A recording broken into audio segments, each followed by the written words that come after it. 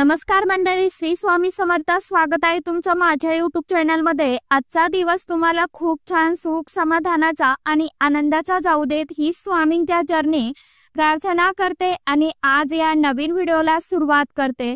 तर बघा माझ्या ताई दादांनो, येत्या 6 जुलैला म्हणजेच रविवारला आलेली आहे देवशयनी एकादशी.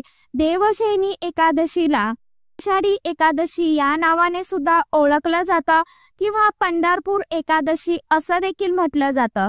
आपल्या हिंदू धर्मात ही एकादशी अतिशय खास आणि शुभ, त्याचप्रमाणे पवित्र आणि महत्त्वाची मानली जाते. आषाढ महिन्यातील शुक्ल पक्षात येणाऱ्या तिथीला ही एकादशी साजरी केली जाते आणि या दिवशी भगवान विष्णुदेव हे 4 महिन्यासाठी क्षीरसागरामध्ये योग निद्रेत जातात. यामुळे या काळात मांगलिक कार्य थांबवली जातात. संपूर्ण महाराष्ट्रात आषाढी एकादशीला विशेष अनन्यसाधारण असं महत्त्व आहे, कारण या दिवशी पंढरपूर येथे माता रुक्मिणी आणि भगवान विठ्ठल यांच्या दर्शनासाठी लाखो भाविक भक्त वारकरी पायी दिंडी घेऊन जातात. आषाढी एकादशीच्या दिवशी ती चंद्रभागेमध्ये स्नान करून भगवान पांडुरंगाचं दर्शन घेतात. आपल्या आयुष्यातील सर्व अडचणी, दुःख, संकटे दूर व्हावी अशी मनोमन पांडुरंगांना प्रार्थना करतात. आषाढी एकादशीचं व्रत केल्याने पापांचा नाश होतो आणि मोक्ष प्राप्तीचा मार्ग हा देखील मोकळा होतो.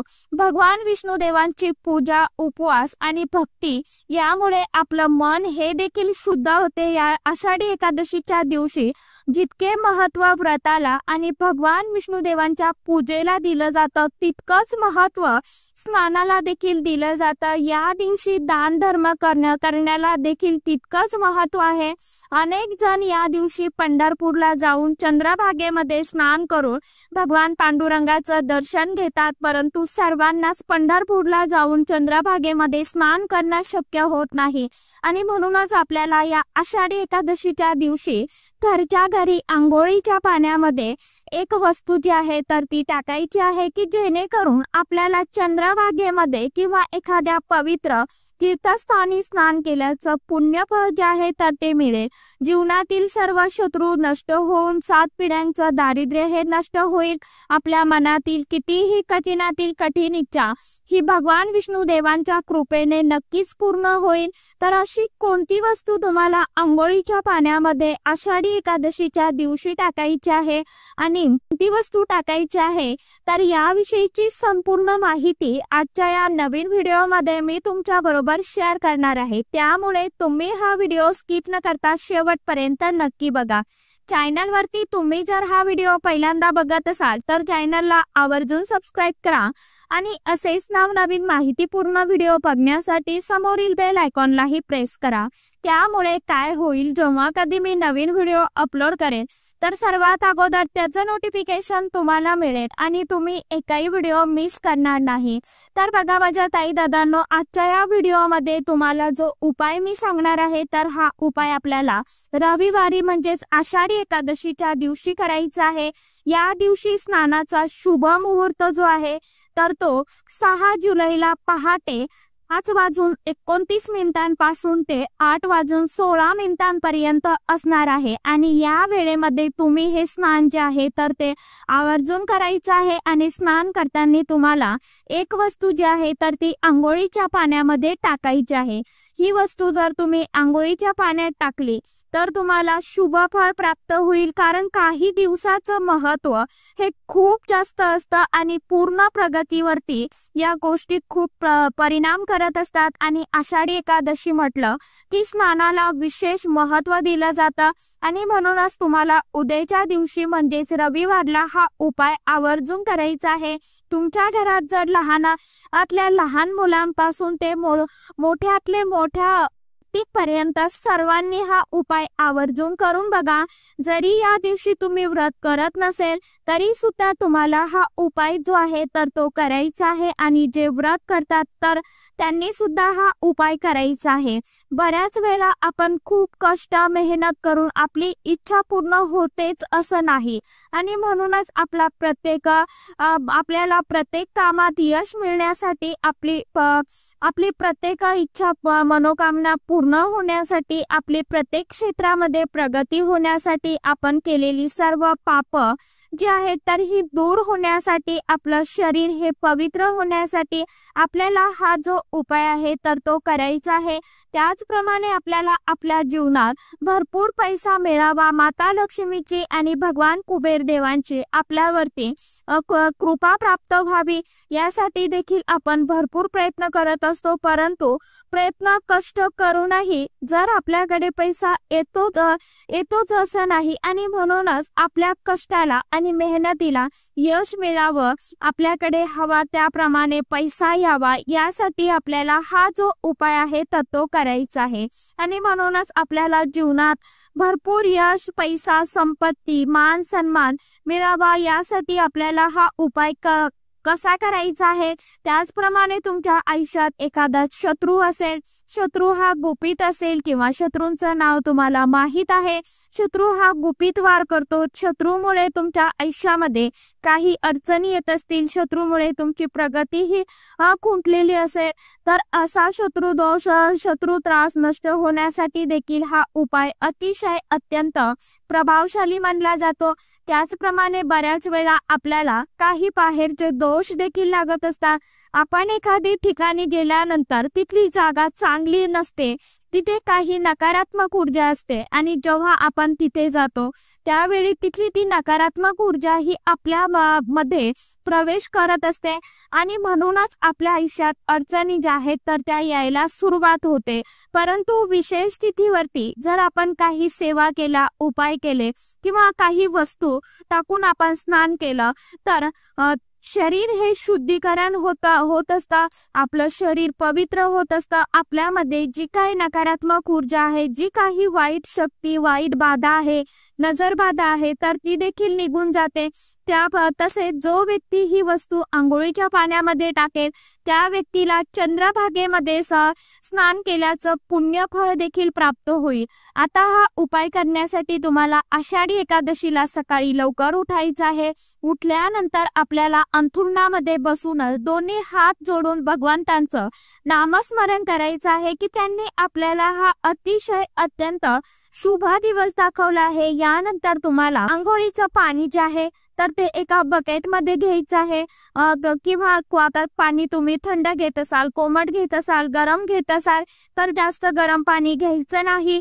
आणि या पाण्यामध्ये आपल्याला सगळ्यात महत्त्वाची आणि पहिली वस्तू जी टाकायची आहे ते म्हणजे थोडंसं पावसाचं पाणी। पावसाचं पाणी हे का टाकायचं हा प्रश्न तुम्हाला नक्कीच पडला असेल। तर बघा, जेव्हा आपण पाऊस पडतो त्यावेळी तो सर्व नद्यांमध्ये पडत असतो आणि त्याच नद्यांचा बाष्पीभवन होऊन परत पाऊस हा पडत असतो आणि म्हणूनच पावसाचं पाणी हे पवित्र नद्यां इतकं पवित्र मानलं जातं। म्हणून तुम्हाला थोडंसं पावसाचं पाणी जे आहे तर ते टाकायचं आहे। जर तुम्हाला पावसाचं पाणी नाहीच मिळालं तर मग तुम्हाला थोडंसं गंगाजल टाकायचं आहे। तुमच्याकडे कोणत्याही एखाद्या पवित्र नदीचं पाणी असेल तर ते तुम्ही टाकू शकता किंवा जिथे पूजा साहित्य मिळतं त्या दुकानवरती तुम्हाला गंगाजलची बॉटल जी आहे तर ती नक्कीच मिळेल, तर ती तुम्ही आणून ठेवा घरामध्ये, आंघोळीच्या पाण्यामध्ये टाकायचं आहे। तर यानंतर तुम्हाला दुसरी वस्तू टाकायची आहे ती म्हणजे तुळशी पत्र। आता या दिवशी तुळशीच्या पानांना विशेष महत्त्व आहे, कारण तुळशी पत्राशिवाय आणि तुळशी संबंधित तुम्ही जे काय उपाय करता, सेवा करता तर ती खूप म्हणजे खूप प्रभावी ठरत असतात। आपल्याला 2 तुळशी पत्र हे आंघोळीच्या पाण्यामध्ये टाकायचे आहे। हे तुळशी पत्र टाकल्याने आपल्याला माता लक्ष्मीचा आशीर्वाद जो आहे तर तो मिळत असतो। आपल्या आयुष्यामध्ये ज्या काही आर्थिक अडचणी आहेत, समस्या आहेत त्या देखील दूर होतात आणि आपल्याला प्रत्येक कामामध्ये यश मिळते। त्याचप्रमाणे पुढची वस्तू आहे ती म्हणजे हळद। आता ही हळद भगवान विष्णुदेवांना आणि माता लक्ष्मीला अतिशय अत्यंत प्रिय आहे। त्यांना पिवळा रंग हा खूप आवडतो आणि हळदीशिवाय त्यांची पूजा देखील पूर्ण होत नाही। ज्यावेळी आपण हळद ही आंघोळीच्या पाण्यामध्ये टाकतो त्यावेळी आपल्या कुंडलीतील सर्व ग्रह जे आहेत तर ते मजबूत होतात आणि ते आपल्याला शुभ परिणाम देत असतात। यामुळे आपले अडलेली कामे जी आहेत किंवा रखडलेली कामं जी आहेत तर ती पूर्णत्वास जातात. होणारा शत्रूंचा त्रास हा देखील हळूहळू दूर होतो. भगवान विष्णुदेव आणि माता लक्ष्मीची अखंड कृपा आपल्यावरती, आपल्या कुटुंबावरती होत असते आणि सोबतच आपल्याला गाईचं कच्चं दूध जे आहे तर ते देखील थोडंसं टाकायचं आहे. आता सगळ्यांनाच गाईचं कच्चं दूध मिळेल असं तर शक्य नाही, कारण ज्यांना मिळेल त्यांनी गाईचं टाका. ज्यांना गाईचं नाहीच मिळालं तर त्यांनी म्हशीचं दूध टाकलं तरी देखील चालणार आहे. तर कच्चं दूध जे आहे तर ते देखील तुम्हाला टाकायचं आहे. देवी माता लक्ष्मीचा आशीर्वाद हा आपल्याला प्राप्त होतो. तेव्हा आपण कच्चं दूध टाकायचं आहे. आपण आंघोळीच्या पाण्यामध्ये दूध टाकतो त्यावेळी माता लक्ष्मीचा आशीर्वाद हा आपल्याला प्राप्त होत असतो आणि दूध हे चंद्राचं कारक मानलं जातं. त्यामुळे माता लक्ष्मीचा आपल्याला आशीर्वाद प्राप्त होत असतो आणि आपल्या आयुष्यातील जी काही गरिबी आहे तर ती कायमची निघून जाते. कारण या आषाढी एकादशीच्या दिवशी भगवान विष्णुदेव हे शेष नागावरती दुधाच्या महासागरात निद्रुस्त होतात आणि म्हणूनच या दिवशी दूध टाकून स्नान करायला अनन्यसाधारण असं महत्व आहे. तर या काही वस्तू आहेत तर त्या तुम्हाला आंघोळीच्या पाण्यामध्ये आषाढी एकादशीच्या दिवशी टाकून स्नान करायचं आहे. जेव्हा तुम्ही हे स्नान करणार त्यावेळी तुम्हाला ओम नमो भगवते वासुदेवाय नमः किंवा हर हर गंगे या मंत्राचा जप करायचा आहे. स्नान करून झाल्यानंतर स्वच्छ कपडे परिधान करायचे आहे. तर लाल किंवा पिवळ्या रंगाचे तुम्ही कपडे परिधान करू शकता. यानंतर आपल्या देवघरातील देवांचं विधिवत पूजन करून घ्यायचं आहे आणि भगवान विष्णुदेवांना तुम्हाला पिवळी फुलं अर्पण करायची आहे.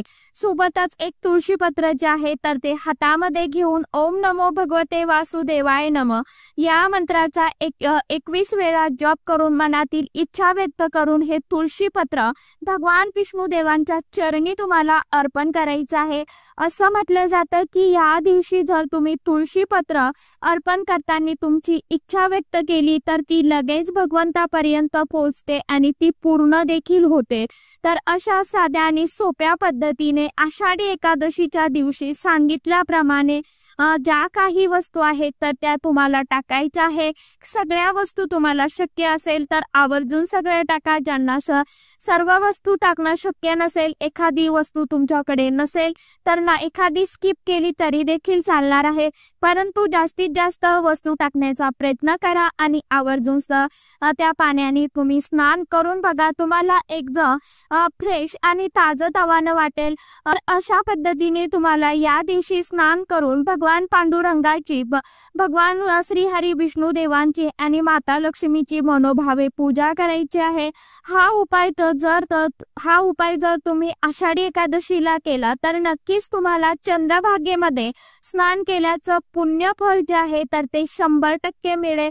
तुमच्या आयुष्यात ज्या काही अडचणी, अडथळे, दुःख आहे तर जी काही कष्ट आहे तर ती माता लक्ष्मीच्या कृपेने आणि भगवान विष्णुदेवांच्या कृपेने, पांडुरंगाच्या कृपेने ती नक्कीच दूर होतील आणि तुमच्या आयुष्यामध्ये आनंद यायला सुरुवात होईल. तर चला, सांगितल्याप्रमाणे उपाय करून बघा. नक्की उपाय करण्याचा प्रयत्न करा. व्हिडिओ जे आहे तर इतर मित्रमैत्रिणींना देखील शेअर करत जावा, व्हिडिओला लाईक करत जावा. तर चला, आजच्या व्हिडिओमध्ये इतकीच माहिती होती. कशी वाटली नक्की सांगा. व्हिडिओ आवडला तर चॅनलला आवर्जून लाईक, शेअर, सबस्क्राईब जरूर करा. परत भेटूया अशाच एखाद्या छानशा व्हिडिओ सोबत, छानशा माहिती सोबत. तोपर्यंत सर्व माझ्या यूट्यूब परिवाराला ओम साईराम.